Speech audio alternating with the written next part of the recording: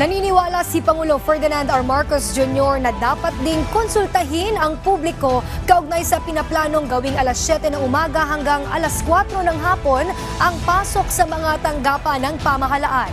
Si Alvin Baltazar ng Radyo Pilipinas sa Balitang Pambansa.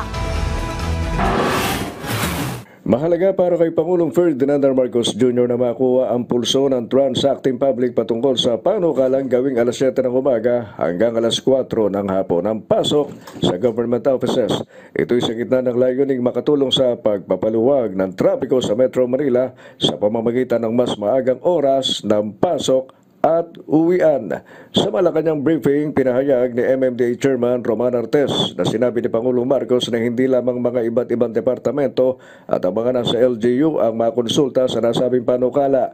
Kaya sabi ni Artes, sila na ang nagsabing kailangan pa ng masusing pag-aaral at konsultasyon na kung saan ay isasama na nila ang publiko na may mga ginagawang transaksyon sa iba't ibang ahensya at departamento. Sa ganitong paraan, ayon sa MMDA Chief, ay mas matitiyak na ang datos na kinokolekta, ginagamit o sinusuri ay kumakatawan sa iba't ibang sektor ng lipunan at isinaalang-alang ang lahat ng grupo.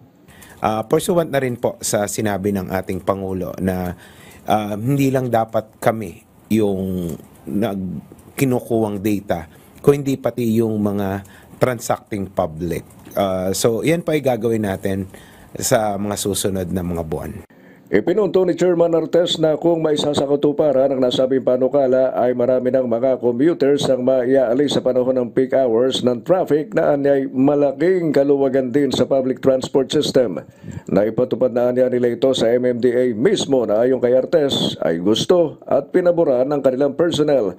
Ang dahilan, mas nakakauwi sila ng mas maaga gayong hindi anya sila nasasapol ng traffic lalo-lalo na sa bandang hapon. Mas gusto po ng aming mga empleyado dahil mas nakakauwi sila na mas maaga. Dahil hindi po nila nasasapol yung traffic, lalong-lalo na sa hapon. Dahil 4 out na sila, before po mag-build up ang traffic ng 5 o'clock, sila po ay nakakalagpas na doon sa traffic at mas nakakauwi po sila na maaga. Umaasa ang MMDA na sa loob ng taon ay may patutupad na ang 74 adjusted government hours para sa mga kawani ng pamahalaan.